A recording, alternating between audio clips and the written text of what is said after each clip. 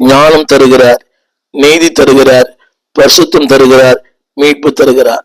கிறிஸ்துவுக்கு உட்பட்டவளாயிருந்து சொல்ற இல்லையா, நீங்க எனக்கு உடன்பாடு இல்லை, என் வார்த்தை உனக்கு உடன்பாடு இல்லை, நீங்க எனக்கு உட்பட்டு வரல, சரிப்பட்டு வரல. தேவன் சொல்லுகிறார், அவருக்கு நீ சரிப்பட்டு வரும்போது, அவருக்கு ஏற்றவனாய் நீ மாறும் போது, தேவன் சொல்லுகிறார், ஞானத்தை வைத்திருக்கிறார், நீதியை வைத்திருக்கிறார், பரிசுத்தத்தை வைத்திருக்கிறார், மீட்பை வைத்திருக்கிறார்.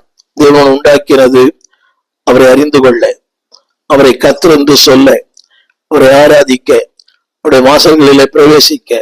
அதற்காகத்தான் இந்த வாழ்க்கை, அதற்காகத்தான் இந்த மேன்மை, அதற்காகத்தான் இந்த அறிவு, அதற்காகத்தான் இந்த வேலைகள்.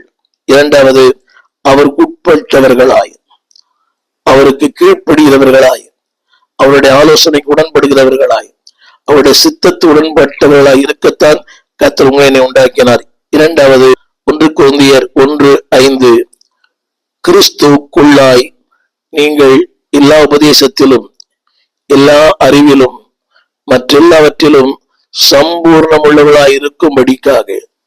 எத்தனை பெரிய வார்த்தை! நீங்கள் சம்பூர்ணம் உள்ளவர்களாய் மாற வேண்டும் என்று ஆண்டவர் விரும்புகிறார். That is a reason why God made you. நான் படிக்கிறேன், கேளுங்கள்.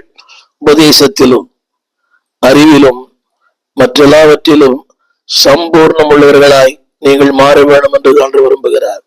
That is the reason why God has made you.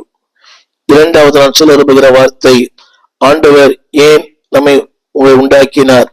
அதே 2 கொரிந்தியர் புஸ்தகம் 5ஆம் அதிகாரம் 21ஆம் வசனம், நீங்கள் அவருக்குள் தேவனுடைய நீதி ஆகும்படிக்கு.